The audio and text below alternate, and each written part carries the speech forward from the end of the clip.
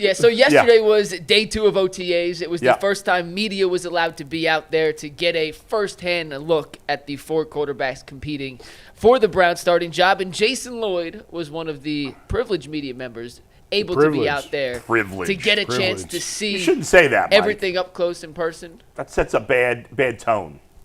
Well, I mean, he was as there. if it's a privilege to watch the Browns watch practice. OTAs in May. Fair enough. Go ahead. So Jason was one of what the are your unlucky observations? media members He was who credentialed. I was credentialed, yes. Jason, what can you tell us about how the 4 quarterbacks looked yesterday in day 2 of OTAs? 2 things stood out. Joe Flacco is the best quarterback on this roster. I couldn't believe it. I mean, one day. It's one day. Yeah, I mean, I don't know. Yeah. Because I was the one saying Joe's not going to be here. Yeah. And I looked at him yesterday, I'm like, yep, he's the best one out there. That's not a surprise to me. And Shedeur is very clearly 4th on the depth chart. Very, very, very, very clearly 4th on the depth chart right now. No, he's got plenty of time. That could change. Yeah. But he's the only quarterback that didn't get any reps with the starters when they went 11 on 11. And Zach's going to be in like literally 20 minutes. And I kept saying, I can't believe it. And Zach's like, well, he's the 4th quarterback. Like, it's not that shocking. But because of the setup of this camp and because, like, this is an unorthodox, like, all this spring and summer is going to be different. Like, they're running 11 on 11s on 2 fields next to each other. Zach's like, I haven't seen that in 25 years. Because I'm looking at it going, I know I've never seen that, but he's been around this team a lot longer than I have. Zach's like, no, I've never seen that. Yeah. They were doing 7 on 7s and 11 on 11s. Yeah. And so Shedeur was running with the guys. He's throwing to the guys who aren't going to be here in September. Yeah. And so they had the 2 veterans on one field and 2 rookies on the other. So if you want to talk strictly quarterback, Joe can still spin it, man. Like, it was incredible to watch him at 40. He's going to be the starter because I kept saying that's the only thing that wouldn't allow him to be the starter is if his arm is shot a little bit. It is not. Well, he's going to be the starter. And it was funny because he even, like, the thing I really appreciate about Joe is, like, he's reached this stage of his career where he just didn't give a. Yeah. He didn't care. Love it. Yeah. And, like, what's he scared of? Why does he have to censor himself? He's got nothing to lose. He's just honest. Yeah. And I love when players get to that point because you can really have some really frank conversations with him. Yeah.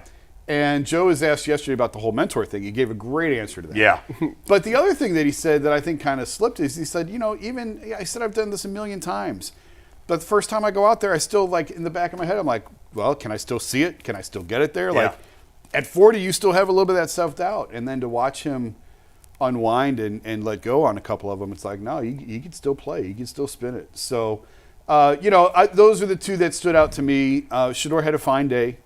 7 for 9, 3 touchdowns. Meaningless. Don't Tyvus, you're better than that. You played in the league for crying out loud. Wait, because that went so viral yesterday. Jason, will you explain what people were even looking at and why some of those numbers can be misleading, good or bad, for any quarterback? Misleading. They have 0 value. 7 for 9, 3 touchdowns. Okay, well, they're starting on the 30. It's 7 on 7. No one's playing defense. No one's playing defense. I mean, whatever. There's no hitting. Hey, he threw it well. Like, Shedeur had a fine day. He threw it well. But, like, to get wrapped up in some of these numbers is stupid. Who had the worst day? I would say, from what I saw, and it's hard because, like, everything's going at the same time. Kenneth Pickett. Kenny and Dylan were below the other 2. I would say that. I would say I thought Joe and Shedeur were better than Kenny and Dylan. Okay. And that's the 2 when they do the pairings. But that's the they 2 have the veterans. They have the veterans together and they have the rookies together. Are they doing the pairing thing that Mary Kay suggested, where it's Joe and Shedeur I didn't really on see drills that. and Again, then Kenny and Dylan? it was one OTA. Well, you said the veterans were on one field. The veterans were on, rookies but were on the other. when they went separate. Yeah. And then they would run with all the starters. Yeah. And then that's when they ran Joe, Dylan, and Kenny all took reps with the starters. Right. And that's where Shedeur didn't get any reps with the starters. That's why I said, was Kevin Stefanski asked about that after? Yeah, I did. I asked him because he keeps saying, like, don't pay any attention to the order. The order's going to change. Right. And I said, well, what about the number of the reps? Like, should we read anything? Of course, he said, no, not for one day. And that's important to say. Like, they have 3 practices this week. Who's to say that Shedeur didn't get reps yesterday with the ones, or that he doesn't get them today with the? When we're not see there. What Zach said. When is practice? What time is it? Today? Yeah. They practicing today? We were there yesterday at 11:45. Oh, okay. So when Zach comes in here, he wouldn't have seen practice already today. It's not open. It's only open one day. Oh, I see. Yesterday, and so, like, yesterday's the only day that's open to the media. Yeah. And then they'll have one day next week, and that's it. Yeah. So that's why so much gets blown out of proportion, because it's the only thing that you see. Right. But there's 3 this week and there's 3 next week, and we see 2 of them. The obsession with the NFL in this country is a great thing for us. But it leads to insanity. Yes. Because when you have, and kudos to Brad Stainbrook, who's done a nice job making a name for himself as a young guy trying to get into this business. He's done a good job. And I don't know if he kept those stats or this friend of Shedeur kept the stats. No, ESPN Cleveland kept the Okay. stats. He then he tweeted it, and then Boog, who came on the show. Yeah, right, Boog. Yeah. That was Boog, who came on the show. So here's the thing. We love Boog, and every conversation can't be about, like, this is no knock at Shedeur Sanders. The stats that matter are not those stats. The stats that matter are, does he have the playbook down? Not him, anybody. Yeah. Is he seeing the field well? Is he making the right reads? Those are things we don't know on the outside. We're not in the huddle. We don't know what the plays are. The actual statistics of what they do in practice is 100% meaningless. I guess the only argument you make is if the stats are terrible, maybe you could look something into it. But whether the stats are average or good is meaningless. There is no hitting. There is no tackling. There is no threat of being tackled. There was a pass that I saw yesterday where Joe Flacco hits Harold Fannin for a touchdown in a tight window. I don't know if you remember that play. Yeah. But and I'm thinking, oh, great pass. But then I'm like, wait a second. Joe didn't have to worry about getting hit. Fannin didn't have to worry about getting hit. Right. Those DBs were both really close. Yeah. In a game, they probably would have dove. They would have hit him. Yeah. To read numbers into statistics in a practice is it's just crazy. Yeah. And to that point, it was funny because on one play, I don't even know, it's some dude I've never seen before. He's not going to be on the team. Yeah. What's ran that supposed to mean? I'm just saying, I've never seen him before. He ain't gonna be on the team. That's messed up. But he ran into Pickett. Oh, he got cut. He got pulled. Yeah, he got pulled. He got can't be running waived. into a He quarterback. got waived. I'm gonna tell you that now. And like to your point, all he did was like slapped him. Right. And Kevin's like, whoa, Yeah. come here. He said, if they're wearing an orange shirt, don't hit them. Don't touch them. Just don't touch them. That's it. And then he went back in, I think one play later or something like that. And that's for barely touching him, bro. Barely touching him. Yeah. Waived. But if Kenny would have hit his hand on his helmet, wave him. He's done. You think I'm playing? I'm dead serious. One of them undrafted dudes run up in there and he throw that ball and then hit that quarterback, hit his helmet and his hand messed up. Get him out. Send him to the locker room. What I want to know from Zach Jackson is who's, the ball coming out of their hands, who's looking good, who seems to be seeing the field the best. I don't know, whatever you can tell us about that. It has nothing to do with the stats. Tyvis, you've been in a million of these mini camps. Oh, I just laughed at it. It's ridiculous, I right? just laughed at it. To me, it's totally funny to me that somebody took the time out to do it. But you know what? I think I seen somebody do it with the Giants too. It's not a Browns thing. It's an every team you can only thing. get this off on a couple of franchises. It's for teams that don't have a quarterback. Exactly. Yeah. So it's like this is going to be something that's very attractive to social media. Yes. People can't see practice, so now they'll say, oh, look at these stats. This is what happened today in practice. So it's just something to talk about. This would be like but it's day one. Like, it's going to change by probably in 2 days, they're going to start making things change. Next week, they're going to get a little bit closer. Mini camp comes for that little week that they have. They're going to do that. When they come back, fall camp. Now you need to tell me something. When they do joint practices, tell me those stats. You give me them joint practices stats, I will lovely take those, and then we can break that down all day long because that is for real. Because it's going up against another team that's calling their actual plays that they're actually going to call in the season. And if they can make those completions happen and make those reads and they're comfortable, obviously the quarterback not going to get sacked, but they're going to get the fear of being sacked for sure. If they can still perform in those joint practices, that's the guys that I want. That's the stats, or the day of the stats that I want to see. This would be like this is the equivalent. I was just thinking about this. This is the equivalent to charting Lane Thomas's live BP his first day of spring training against Emmanuel Clase. Well, he went 1 for 3 with come on, what are we doing? It's crazy. Plus, it's hard to follow everything. It's hard to see everything Because, again, you got two fields going at the exact same time, and obviously everybody's watching the quarterbacks, and you got punters and whatever else, and they break down individual positions and everything. But when they're both going, it's hard to see it because there was a play.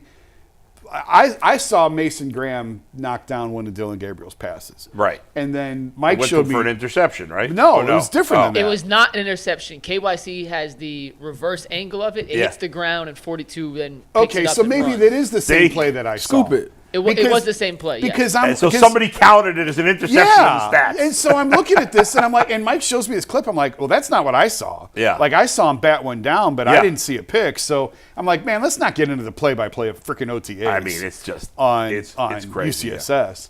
But it's hard to watch everything that's happening when you're trying to watch. You know, you want to watch this quarterback, and they're taking snaps at the same. Yeah. Where are you gonna watch? So it's just hard to follow everything. The problem is that. So Shedeur Sanders' stats were good, right? Mm-hmm. And so everybody in the Sanders camp, I think we should all be in the Sanders camp and all be in the Gabriel camp or whatever, is going to say, oh, you're saying it's not important because you're trying to diminish him. Nobody's trying to diminish any of these guys.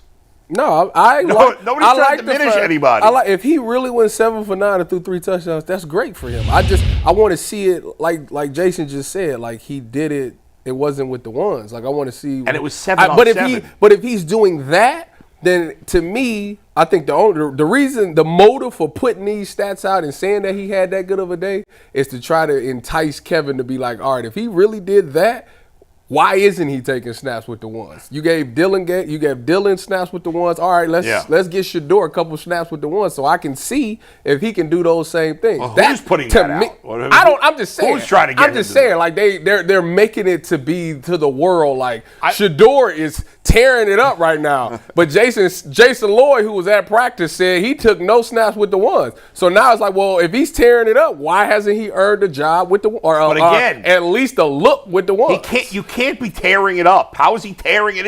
I'm just telling you. Shorts. I am telling you what the average viewer that has not been to practice, that haven't seen anything, is going to say. You're going to see those stats and be like, wait a minute, he did. First of all, you're gonna say he did this with the ones or the twos, and then you'll listen to Jason say, no, he didn't even take a snap with the ones. Right. So then the next question is, well, if he looked that good, why isn't he taking the snaps with the ones? I don't even know how you chart those passes. I don't either. I truly don't. I don't know how you count because they're going at the same time. So how? I guess you got multiple people. Two people doing I it. guess, but it's just also stupid. ESPN had like 4 guys out there. We would never, like in the past, you'd never even talk about this stuff because it's just so meaningless. But and listen, people are interested. I get it. You'd rather Shedeur Sanders look good than look crappy. Of course. And he's looked pretty good so far. But it is not. We saw DTR look great in the preseason. DTR tore it up in camp, which is a lot further along than what you're doing here. This is no indication of success along the way. We don't know yet about. We have nothing on Gabriel and Shedeur Sanders. We are nowhere close at all to finding out if they can really play in the NFL, either of them. I got 2 questions I want to ask Jason, and then we'll bring Zach in here in a sec. But starting with the quarterbacks, Jason, you mentioned that Flacco, you could still rip it. Yeah.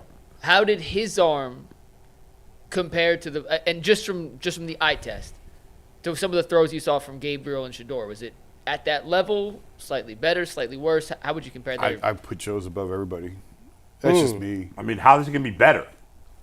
Well, if they were ripping if they had better arms than Joe Flacco, they would have been drafted in the first round. I was just asking. Dylan's got a good arm.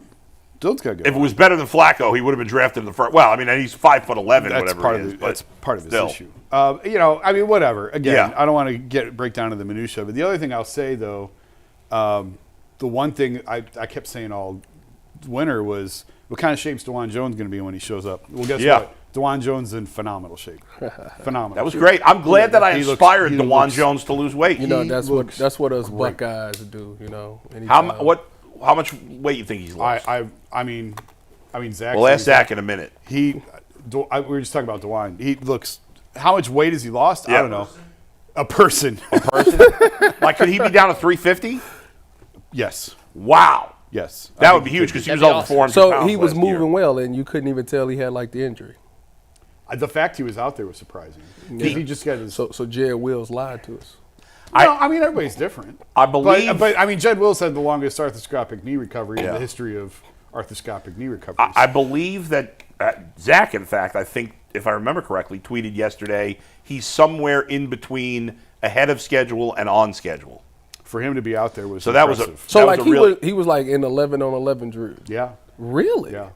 that's That's impressive. actually kind of shocking. He even went in at right tackle for a snap that I saw because something, I think one of the guys jumped, so they pulled him for a snap Yeah. and they said and he ran in at right That's tackle. awesome. And man, if he's at 350 and stays healthy, I mean, I don't know what he weighs, but he looks well, if he's trim. significantly looks down away trim. from last year and can stay healthy, I mean, he could end up being the best draft pick they've made. He looked to be in phenomenal shape yesterday. That's great. It was really That's encouraging. really to see. good to hear. Yeah.